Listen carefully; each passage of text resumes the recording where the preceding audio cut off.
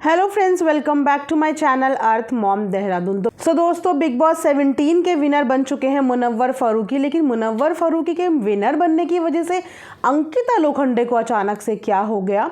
अंकिता लोखंडे को ऐसे क्या रीजंस थे जिसकी वजह से उन्हें इतनी जल्दी सेट से बाहर जाने की लगी थी कि उन्होंने किसी के साथ भी कोई भी इंटरव्यू सेशन नहीं किया। वहीं पे अगर और कंटेस्टेंट की बात करें जो उनके साथ इस जर्नी में थे, उन सब ने जाके इंटरव्यूज़ दिए हैं सबसे पहले। लेकिन वहीं पे अंकिता लोखंडे बस फटाफट वहाँ से जाने की जल्दबाजी में थी। जो पिक्चर्स उनकी आई हैं और जो गाड़ी में बैठी हुई वो नज़र आई है, वहाँ पे भी आप अगर उनका चेहरा देखोगे तो उनका चेहरा बहुत ज़्यादा उतरा हुआ था। तो आखिर में किस बात से अंकिता लोखंडे इतनी ज़्यादा अपसेट थी? क्या वो इस बात से अपसेट थी कि मनारा से पहले अंकिता लोखंडे इविक्ट हो गई, या वो इस बात से अपसेट थी कि मुनव्वर फारूकी विनर हो गए, या फिर वो इस बात से अपसेट थी कि विक्की भैया ने बाहर जाके पार्टी जो कर रही, क्योंकि उस पार्टी की वजह से बहुत ज़्यादा मजाक बनाई गई शूट के दौरान भी विक्की भैया की। तो इन सब में से आखिर में ऐसे क्या रीजंस हुए जिसकी वजह से अंकिता लोखंडे को बिना इंटरव्यू दिए हुए ही घर से बाहर जाना पड़ा?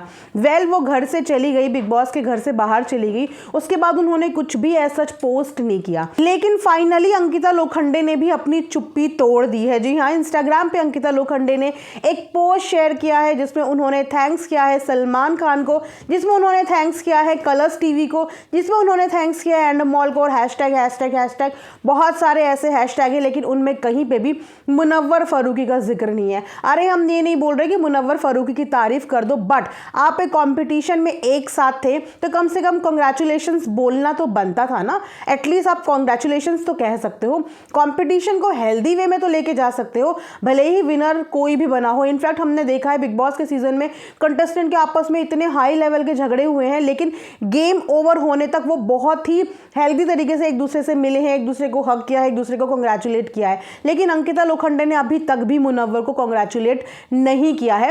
हालांकि उन्होंने इंस्टाग्राम पे पोस्ट भी कर दिया, लेकिन उस पोस्ट में भी कहीं पे भी कांग्रेचुलेशंस नहीं है। कुछ लोगों का कहना यह है कि वो अपने पर्सनल इश्यूज़ की वजह से बहुत ज़्यादा परेशान है, क्योंकि आप जानते ही हैं कि उसकी पर्सनल लाइफ बहुत ज़्यादा हैम्पर हुई है। अब ये पर्सनल लाइफ हैम्पर क्यों हुई, इसमें गलती किसकी है, इन चीज़ों को सॉल्व करने के लिए, रिजॉल्व करने के लिए बहुत ज़्यादा टाइम लगने वाला है अंकिता लोखंडे को। एंड आई थिंक उनकी जो प्रायोरिटी है वो इंटरव्यू देने से पहले अपने पर्सनल इश्यूज़ को सॉल्व कराना। लेकिन अगर ये बात है तो भी हम यही कहेंगे कि फिर अंकिता आप जो है वो प्रोफेशनल नहीं है, क्योंकि प्रोफेशनल और पर्सनल लाइफ दोनों अलग अलग है। आप इस समय प्रोफेशनल काम कर रही थी और उस काम को क्लोजर ढंग से देना ये भी आपकी एक जिम्मेदारी बनती, क्योंकि आपकी जितनी भी ऑडियंस है वो आपके इंटरव्यू का वेट कर रही है, वो आपका साइड सुनना चाहती है। इस समय आप किन इमोशन से डील कर रहे हो वो सब सुनना चाहती है। लेकिन आपने वहाँ पे अपनी प्रोफेशनल काम को छोड़ के सीधा वहाँ से जाना प्रेफर किया। पर्सनल मुद्दे सॉल्व करने के लिए तो फिर पूरी ज़िंदगी पड़ी है, वो आप घर पे सॉल्व भी कर सकते हो। और थोड़ा सा जिस तरीके से इनकी मदर इन लॉ का कुछ ज़्यादा ही मजाक बनाया गया शूट के दौरान, मतलब ओवर हो रहा था। एक टाइम पे ऐसे लगा कि कुछ ज़्यादा ही ओवर हो रहा है। हो सकता है कि इन मैटर की वजह से भी उनका मुंह बना हुआ हो और मुनव्वर की जीत की वजह से वो मुंह ना बना हुआ हो। लेकिन देखो, मुंह तो बना हुआ था और काफ़ी ज़्यादा अपसेट नज़र आ रही थी, वरना कॉन्ग्रेचुलेशंस का पोस्ट तो कर ही देती थी ना। मुनव्वर कोई उनके दुश्मन नहीं थे बिग बॉस के अंदर। मुनव्वर को तो उन्होंने अपना फ्रेंड बनाया, उसके बाद अपना भाई बनाया, और अंकिता को तो रिश्ते वाली लड़की भी बोला जाता है। तो अब वो रिश्ते वाली लड़की ने दोस्ती के रिश्ते से भी कांग्रेचुलेट नहीं किया, भाई वाले रिश्ते से भी कांग्रेचुलेट नहीं किया, तो कौन से रिश्ते वाली लड़की की 103 दिन बिता के बिग बॉस के घर से आए हो और आपके अंदर इतनी कर्टेसी भी नहीं हुई कि आप अपने सामने वाले कंटेस्टेंट को, आपके साथ जो उन्होंने इतना टाइम बिताया है घर के अंदर, आप उनको कांग्रेचुलेट भी कर लो। नो मैटर कि आपकी पर्सनल लाइफ में आपको कितनी चीज़ें सॉल्व करनी है, कितनी नहीं सॉल्व करनी। इस एंगल से देखें तो जेलसी दिख रही है, नाराज़गी दिख रही है। अब ये नाराज़गी इसीलिए भी हो सकती है कि मनारा से पहले अंकिता लोखंडे निकल गई और टॉप 3 में भी नहीं आ पाई। इस चीज़ के लिए मैं भी शॉक थी, जैसे कि मैंने आपको बताया था।